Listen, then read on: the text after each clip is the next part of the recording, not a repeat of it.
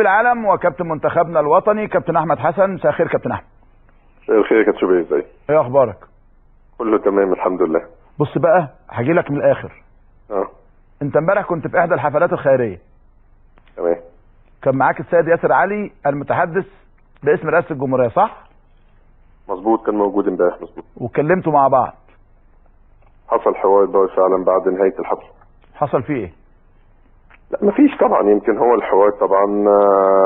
اولا بس انا بقول لمجدي طبعا صديق عزيز يعني ما يتعصبش، لان انا هقول له دلوقتي ايه مشكله الموضوع كله، يعني عشان الناس كلها تريح نفسها.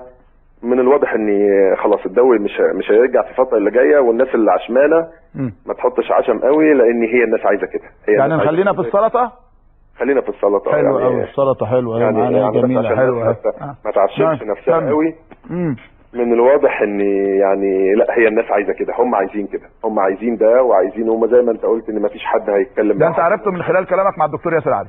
لا مش من خلال كلام مع الدكتور ياسر. انا كل الموضوع اللي دار طبعا بيني وبين الدكتور ياسر، طبعا يعني راجل شخصيه محترمه كان موجود امبارح واتكلمت انا، فانا بساله سؤال يعني ايه يعني احنا عايزين دلوقتي الناس دي ما ترجعش شغلها، الناس كلها شغاله ودي الناس كلها بتحضر والناس كلها موجوده وتنظيمات خيريه وحاجات كتير كويسه يعني، فاحنا عايزين الناس دي كلها شغلها يرجع. الناس تعبت خلاص. الناس تعبت وجابت اخرها يعني الناس كده.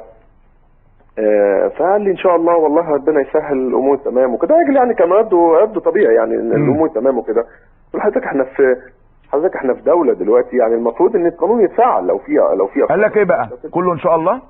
فهو طبعا راجل يعني طبعا يعني راجل طبعا اتحدث معاه بشكل كويس، يعني لما كان موجود الدكتور الاستاذ عمرو الليثي فبيعرف احمد طبعا راجل اتكلم معاه طبعا. ما طبعا، ما هو انت راجل مؤدب وهو راجل مؤدب واحنا مش مختلفين، وانت يعني شخصيه فاضله وهو شخصيه فاضله، والله احنا مش مختلفين يعني. وراجل وشه سمح ولما بيطلع يقول بيانات بنبقى مبسوطين جدا ان بيقول بيانات، يعني كل ده مش مختلفين فيه. حضرتك انت كابتن احمد انت رمز لاعبي مصر. كنت مع المتحدث الرسمي باسم رئاسه الجمهوريه امبارح. حضرتك قلت له ايه يا كابتن احمد؟ قول لي قلت له ايه وقال لك يا عايز اعرف يا اخي عايز اعرف. قول لي انت دلوقتي قلت اجابه قاطعه مفيش دوري عام، يبقى انت عندك مصدر اكد لك ان مفيش دوري عام يا كابتن احمد؟ طبعا مفيش لاسباب كتير زي ما حضرتك ذكرت من شويه. وقلت ان طبعا الدكتور عصام العيان راجل طلع قال لك ان ما في لا لعوده الدوري، يعني راجل هو خلاص واضح ان هو يعني خلاص هو قال لك لا مش هيرجع الدوري دلوقتي لان لسه في، يعني عشان الدكتور عصام العريان رئيس حزب الحريه والعداله بالانابه قال مفيش دوري يبقى خلاص قرار احنا كلنا نسلم. هو مش ده بالظبط، بس هو اللي اعرفه انه رئيس الجمهوريه اسمه الدكتور محمد مرسي، رئيس الوزراء اسمه الدكتور هشام قنديل، وزير الداخليه اسمه اللي هو احمد جمال، وزير الرياضه اسمه العمري فاروق، وزير الشباب اسمه اسامه ياسين. ممكن دول يتكلموا، لكن الدكتور عصام العريان ما هو الا رئيس حزب بالانابه ويدخل في انتخابات على رئاسه الحزب امام الدكتور سعد الكتاتني. ده اللي انا عارفه يا فندم، الا اذا كان هم اللي بيسيروا الامور دي حاجه ثانيه يا فندم. انا بقول لك دي وجهه نظري، واللي انا بقوله لك يا كابتن وده اللي هيتضح عشان الناس ما تحطش امال.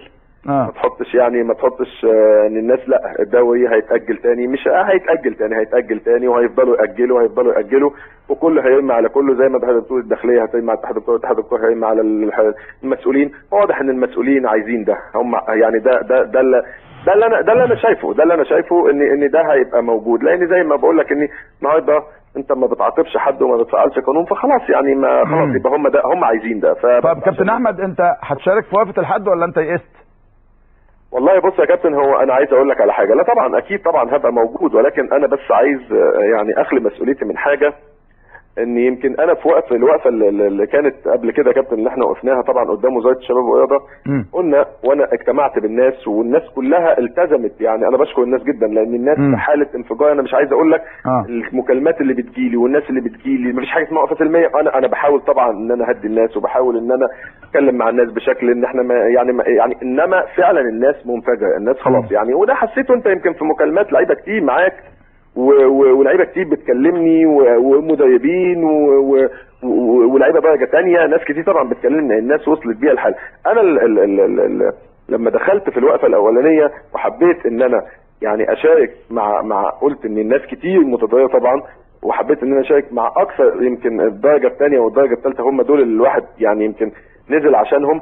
كنت اتفقت اتفاق، قلت ان لازم يكون في تنظيم ولازم يكون في اتفاق ان في حد مسؤول. وقت ما نمشي خلاص هنمشي وقت. ويمكن انت شفت يا كابتن لما كنا في الوقفه الاخيره، لما في الوقفه اللي قبل كده كنت انت موجود، انا كنت بحريص ان لا شارع يتقطع ولا يقف صحيح. ولا حد يتجاوز ولا اي حاجه خالص. انما الواضح ان اللي جاي ده انا ما اقدرش، خلاص المساله يعني فلتت من السيطره، لان النهارده اي حد هيبقى نازل هو مسؤول عن نفسه. انا ما عنديش مسؤوليه عن حد طبعا، اكيد هبقى موجود طبعا لان انا واحد من الرياضيين دول. انتوا عاملينها يوم الاحد الساعه 12 امام مجلس الوزراء مش كده؟ لا مش امام مجلس الوزراء، لا هو لسه هو غالبا هيبقى عند الاجتماع عند استاد القاهره. عند استاد القاهره بعد هيبقى عند استاد القاهره، يعني اكيد طبعا نحدد الميعاد وبعد كده. بس هي المشكله زي ما بقول لك يا كابتن، يعني هي المشكله كلها ان ناس كتير يمكن خلاص هي يعني الموضوع بالنسبه لهم بقى موضوع صعب جدا جدا جدا.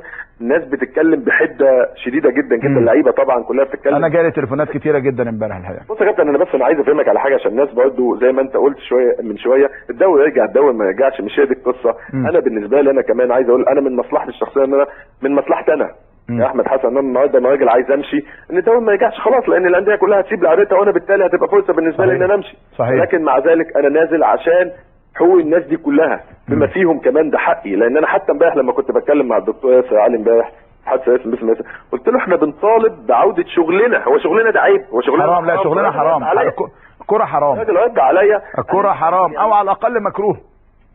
بالظبط يعني احنا بنطالب بعوده شغلنا. يعني قلت له يا ريت توصل صوتنا للدكتور محمد محسن، انت راجل بتقابل معاه، وصل له صوتنا لان احنا فعلا الناس تعبت، الناس خلاص. هل يعني بس الوضع زي ما قلت لك انا الواضح اللي انا شايفه زي ما انت قلت من خلال خبرتي، من خلال يمكن خبرتي البسيطه، ان لا واضح ان الناس عايزه ده، واضح ان الناس متعمده ده، واضح ان الناس خلاص. وانا عايز اقول لك على حاجه لكل الناس بقى اللي بتسمعنا، كل لعيبه الكوره ومش لعيبه الكوره بس، والمسؤولين والعمال والدكاتره اللي بيشتغلوا في الكوره، اللي مش هينزل المره دي او اللي مش هيكون موجود يبقى بعد كده اللي مش هيعبر عن رايه ومش هيعبر عن صوته، انا شايف اني خلاص بقى يبقى بلاها الناس لا تنزل ولا غيره. كل واحد يقعد بقى يستنى لحد ما الدنيا تتحل ولحد ما الانتخابات اللي جايه تخلص. مش عارف بقى انتخابات مجلس الشعب اللي جايه ولا انا ما اعرفش الانتخابات اللي جايه ايه. والناس تريح نفسها وتقعد لحد ما القصه دي كلها تنتهي وبعد كده يرجعوا بقى وما يرجعوش. انما انا زي ما بقول لك تاجيل هيتاجل تاني. انا هيتاجل ما هو اتاجل خلاص، ولسه هيتاجل ما هو اتاجل. لا يعني لا مش هيتاجل. هو طبعا التاجيل يعني الناس اللي متعشمه اللي بيقول لك على اول 11 والكلام ده وكده، لا يعني ما يحطوش امال او كده. لا الدنيا بالنسبه لهم هتبقى اصعب من كده. الناس دي تطالب بحقوقها، وانا زي ما بقول لك الناس بتطالب بحقوقها. انا حتى لما كلمت مع الدكتور ياسر علي امبارح بقول له احنا بنطالب بابسط الحقوق، احنا عايزين الناس دي ترجع لشغلها، عايزين الناس دي تشتغل تاني في شغلها. وايه تعارض ان الدوري يرجع مع تعارض الحياه كلها، مع مشاكل اللي موجوده. ايه المشكله اللي موجوده؟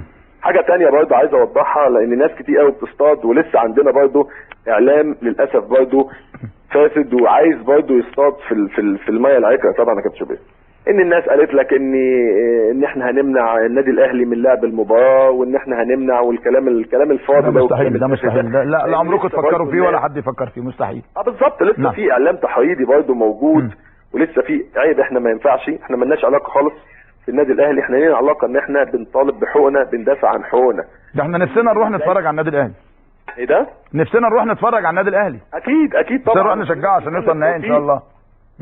ان احنا كلنا بنتمنى التوفيق. انما الناس اللي بتصطاد بقى ويقول لك اصل هم واقفه بيعملوها، اصل هم لسه في مواقع ولسه في برضه اللي هي عايزه تهييج، اللي هي عايزه تعمل انواع من انواع. احنا ما عندناش مشكله، بل بالعكس يعني احنا احنا ما نوصلش لده ان احنا نمنع حد او الكلام ده، وكنا نمنع ناس واحنا بنطالب بشغلنا. يعني نمنع ناس هي بتشتغل واحنا بنطالب بعوده ده يعني كلام فاضي وكلام تافه وما ينفعش وما يصحش.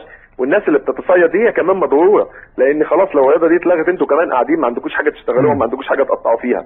فانا بقول للناس يا ربنا شويه، بقول للمسؤولين كمان يا ربنا في الناس دي كلها، يا ربنا في الناس دي كلها. محدش هينفع حد، لان الناس دي لو دعوه الناس دي يعني احنا عايزين الدنيا تستقر ومش عايزين مشاكل ومش عايزين ان يوصل بينا الحال ان نشوف ده. انما اتقوا الله في الناس اللي موجوده دي كلها. ماشي. اتقوا الله في عدد اللعيبه اللي موجودين في الرياضيين اللي موجودين دي كلها، لان انتوا كده بتستهزئوا بيهم. فانا بقول بقى يعني نداء بقى لكل الرياضيين بكل انتماءاتهم، مش لعيبه الكوره بس، بكل انتماءاتهم. يعني فعلا لازم يبقى ليكوا دور ولازم يبقى ليكوا وقفه كويسه. اشكرك كابتن احمد حسن، عميد لاعبي العالم، نجم نادي